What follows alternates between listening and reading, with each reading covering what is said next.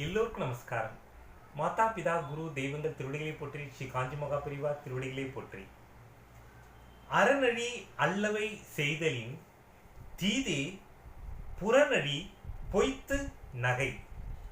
அறத்தை அழித்து பேசி அறம் அல்லாதவைகளை செய்வதை விட ஒருவன் இல்லாத இடத்தில் அவனை பற்றி பழித்து பேசி நேரில் அவன் முன்பாக பொய்யாக முகம் மலர்ந்து பேசுதல் தீமையாகும். வள்ளுவரின் அறநெறிகளை பின்பற்றி வாழ்க்கையில் நாம் முன்னேறுவோம். தெய்வத்தின் குரல் காஞ்சி மகா பிரிவிய அருளிய தெய்வத்தின் குரல் அடுத்த பகுதி இன்று நாம் காண்போம். கண்டமும் அகண்டமும். ஒரே ஒரு சூரியன் தான் உள்ளது.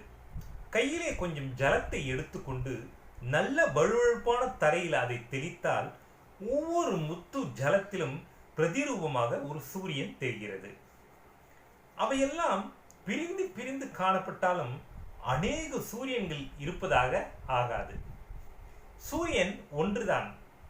அவ்வாறே உலகில் காணும் இத்தனை ஜீவராசிகளுக்குள்ளும் சிறியதாக மினுமினுக்கின்ற அறிவொளி அனைத்தும் ஒரே பிரம்மத்தின் பிரதிபலிப்புத்தான். இதைத்தான் ஸ்ரீ ஆதி சங்கராச்சாரியார் அவர்கள் பிரம்மசூத்திர பாஷ்யத்தில் சொல்லியிருக்கிறார்.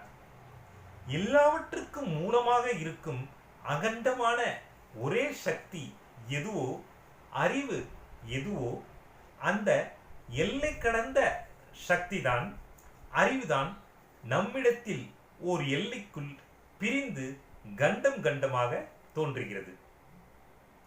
அந்த ஒரே வஸ்துதான் வேதத்தின் அந்தத்தில் இருக்கும்படியான தத், அதாவது அது என்பது. தத் என்றால் தூரத்தில் எல்லாவற்றுக்கும் மேலே இருக்கிறது என்று அர்த்தம். நாம் இப்போது இருக்கும் நிலையில் அது தூரத்தில் இருப்பதாக தெரிந்தாலும் உண்மையில் தூரத்தில் கிட்டத்தில் எல்லாமாய் இருப்பது அதுதான்.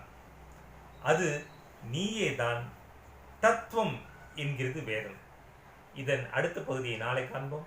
ஜெய்ஹிந்த், வந்தே மாதரம், பாரத் மாதா கி ஜெய்.